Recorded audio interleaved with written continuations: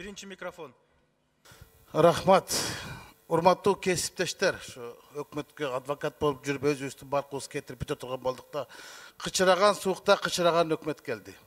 Бул өкмөт кыштан чыгабы же тыштан чыгабы, атам экөөбүзгө бир кыштан кантип чыгам, бул кыштан дегендей жазга жетеби же сазга кирип кетеби, аны серепчилер айтсын. Бирок күн тартибине келгенде мында күчкө салганды токтотушубуз керек тургандар. Мухаммедкалый Дүйшекевич 2017 жылдын отчету боюнча, исполнение бюджет боюнча баяндама жазасын, анан суроолорду берейик, анан кийин болчу.